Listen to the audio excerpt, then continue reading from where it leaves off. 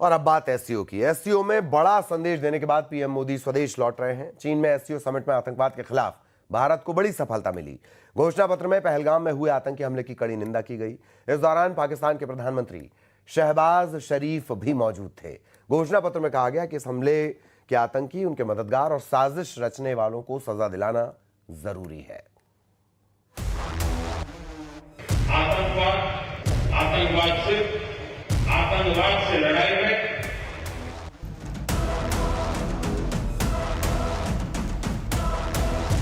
SCO घोषणा पत्र में आतंकवाद पर मुखर। आतंक पर पीएम मोदी के साथ 20 देश। पीएम मोदी का आतंक पर प्रहार, आधी दुनिया ने किया स्वीकार। एससीओ समिट में प्रधानमंत्री मोदी ने 10 बार आतंकवाद का जिक्र किया। आतंकवाद, अलगाववाद, आतंकवाद सिर्फ किसी देश की सुरक्षा ही नहीं, आतंकवाद से लड़ाई में भारत ने एकजुटता पर आतंकी संगठनों से लड़ने का, टेरर फाइनेंसिंग के खिलाफ निर्मम आतंकवाद का दंश झेल रहा। टेररिज्म का बहुत ही घिनौना आतंकवाद का खुलेआम समर्थन, कि आतंकवाद पर कोई भी आतंकवाद का हर रंग में, हर रूप में। पीएम मोदी ने एससीओ समिट में पाकिस्तान के प्रधानमंत्री शहबाज शरीफ के सामने पहलगाम हमले का जिक्र किया और आतंक का साथ देने वाले देशों को खरी खोटी सुनाई। भारत पिछले 4 दशकों से निर्मम आतंकवाद का दंश झेल रहा। हाल ही में हमने पहलगाम में टेररिज्म का बहुत ही घिनौना रूप देखा।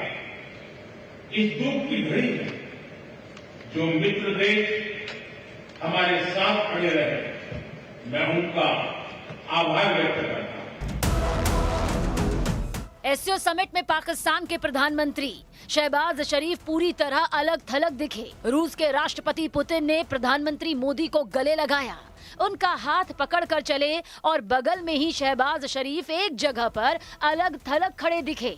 और थोड़ी देर बाद ही बैठक में शहबाज शरीफ के सामने ही प्रधानमंत्री नरेंद्र मोदी आतंकवाद और आतंक पर दोहरा रवैया रखने वाले देशों को लताड़ लगाते नजर आए। कि सुरक्षा, शांति और स्थिरता किसी भी देश के विकास का आधार है, किंतु इस मार्ग में आतंकवाद, अलगाववाद और अतिवाद बड़ी चुनौतियां हैं। आतंकवाद सिर्फ किसी देश की सुरक्षा ही नहीं, बल्कि पूरी मानवता के लिए एक साझा चुनौती है। कोई देश, कोई समाज, कोई नागरिक अपने आप को इससे सुरक्षित नहीं समझ सकता।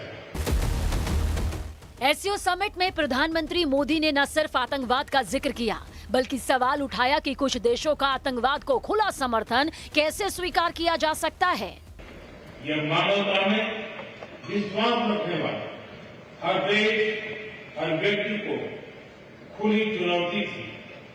ऐसे में प्रश्न उठना स्वाभाविक है, क्या कुछ देशों द्वारा आतंकवाद का खुलेआम समर्थन हमें स्वीकार्य हो सकता है?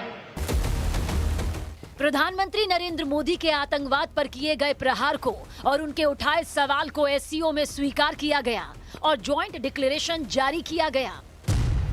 ज्वाइंट डिक्लेरेशन में 22 अप्रैल को जम्मू कश्मीर के पहलगाम में हुए आतंकी हमले की निंदा की गई। साथ ही आतंकवादियों, उनके मददगार और साजिश रचने वालों को न्याय के दायरे में लाने की मांग की गई। सदस्य देशों ने दोहराया कि आतंकवाद, अलगाववाद और अतिवाद के खिलाफ उनकी लड़ाई जारी रहेगी।